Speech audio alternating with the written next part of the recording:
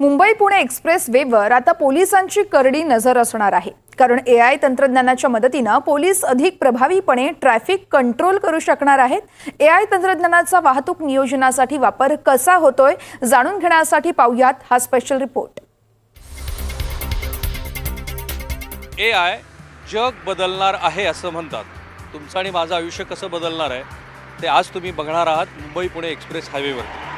Intelligent traffic management system ही 95 किलोमीटरमध्ये 218 AI based असलेल्या कॅमेऱ्याच्या माध्यमातून 39 गॅन्ट्रीजमधल्या 17 ट्रॅफिक नियमांच्या उल्लंघनाची तपासणी करणारी यंत्रणा कार्यान्वित झालेली आहे 19 जुलैपासून। ही यंत्रणा तुम्ही या एक्सप्रेस वेवरती अशा कोणत्याही गोष्टी कराल की ज्यामुळं ट्रॅफिक जाम होईल, ज्यामुळं आणीबाणीची परिस्थिती निर्माण होईल, अशा वेळेला ही एआय बेस्ड प्रणाली तुमच्या मदतीला येणार आहे। आणि भविष्यामध्ये इथे हवामानाचा अंदाज बांधण्यासाठी आणि अत्यंत इमर्जन्सी अशी परिस्थिती निर्माण झाली तर काय करावं त्यासाठीची सुद्धा यंत्रणा कार्यान्वित होणार आहे। आज भारतातला हा पहिला प्रयोग तुम्ही NDTV मराठीवरती बघणार आहात। चला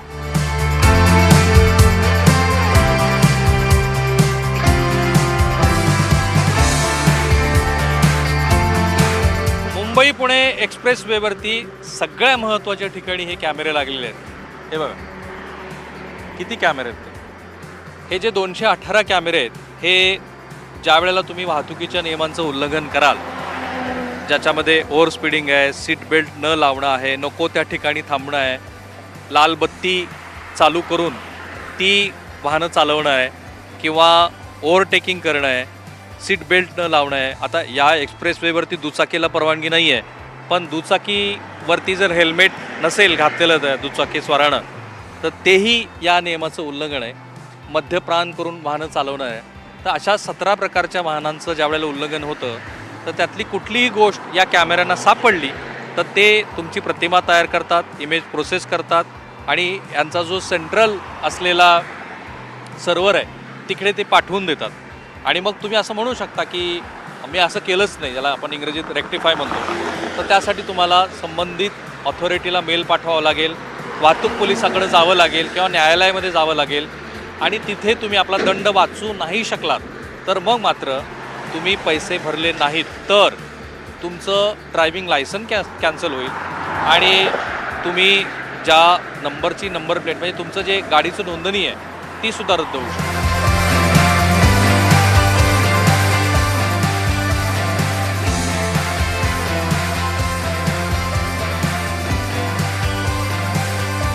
कृत्रिम बुद्धिमत्तेवरती आधारित असलेला भारतातला हा जो पहिला प्रयोग आहे त्याची ही कंट्रोल रूम आहे। किती भव्य आहे बघा बरं।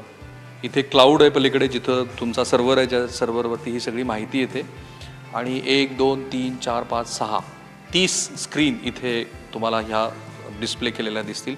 जी खाजगी कंपनी, खाजगी आस्थापना ह्या प्रकल्पाचं काम पाहते आहे त्यांचे 150 कर्मचारी 24/7 इथे काम करत आहेत। आपल्या RTO डिपार्टमेंटचे जवळपास 10 अधिकारी हे इथे 19 तारखेपासून काम करत आहेत आणि इथे अशा पद्धतीनं तुमच्या कम्प्युटर स्क्रीनवरती ज्यांनी कोणी वाहतुकीच्या नियमाचं उल्लंघन केलेलं आहे त्याच्या गाडीचे फोटो येतात आणि पलीकडे तुम्ही बघत असाल तर नंबर प्लेट पण आलेली आहे। ह्या गाडीशी जो मोबाईल नंबर कनेक्ट आहे, जर इथे ट्रॅफिक नियमाचं उल्लंघन झालेलं असेल तर ह्या गाडीच्या मालकाला आता ह्या चालान संदर्भातली जी पुढची प्रक्रिया आहे ती पार पाडली जाते। म्हणजे काही जण असं म्हणू शकतात की मी ह्या नियमाचं उल्लंघन केलेलंच नव्हतं, याचं इथे व्हेरिफिकेशन आहे।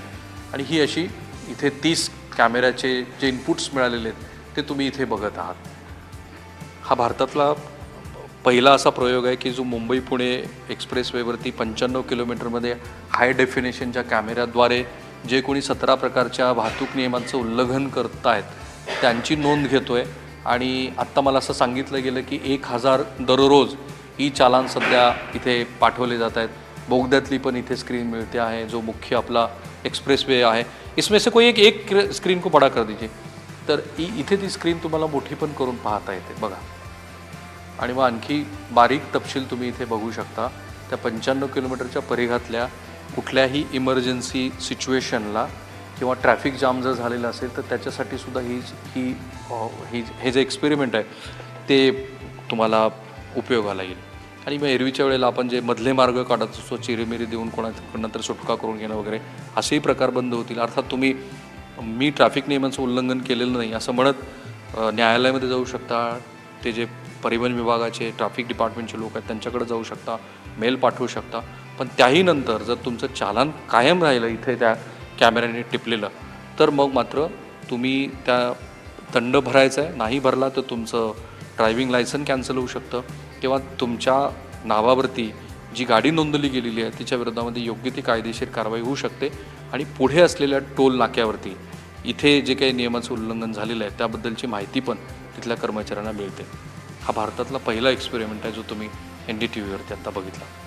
कॅमेरामॅन निकेतन मानेसह मी राहुल कुलकर्णी, NDTV मराठी, लोणावळा, पुणे.